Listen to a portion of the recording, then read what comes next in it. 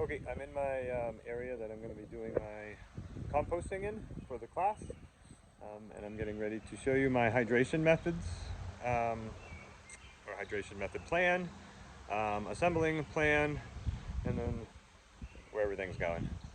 So let me flip the camera around and I'll show you what we got going. Okay, this is the main area. I don't have my tarps set out yet because I don't want to kill all the grass. Here's my tarps. I got two very large tarps, one for mixing, one for having my three components on, my woodies, my greens, and my high nitrogens. Well, mostly just my woodies and greens. Here's my high nitrogens. I did adjust my recipe from 4 buckets down to 2. The weather is getting nicer. We're in the upper 70s. And this is really fine cracked corn. Another reason why I am not hydrating it. I am not going to hydrate that at all. So that's my hydration plan for my high nitrogen. My wood chips here, they are, oh look at that beautiful inoculum on there. They look dry on the top, but down bottom you can see they're very wet. And that was naturally coming from the pile. So I'm not gonna really hydrate them. I might mist a little bit while I'm building the pile, but those are my 4 buckets of wood chips. And then all my leaves, I have a major pile of leaves and twigs and whatnot. Those I'm gonna end up maybe misting a little bit, but underneath all this beautifulness, it's nice and damp. So it also has worms, so I'll be adding worms to the pile.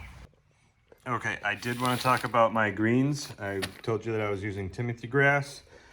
These are compressed, sun-cured grass forage, so this is going to be awesome for my greens. But my hydration method for this is going to be to pack it into the buckets and then overnight give it some love. That way the cracked corn, which is going to be super dry, will be able to pull the moisture from this Timothy grass. So the Timothy grass, my wood chips, and my leaves all are going to have some moisture. 2 of them are going to be natural, 1 of them I'm going to add, and just monitor pile as I go. So again, that's my Timothy grass. So that is my plan, and again, I plan on mixing it all on one of these tarps. This is my cage, 3.25 by 3.25. And you can see I have my hose all set up. On my hose, just so you guys know, you can see it runs all the way back here.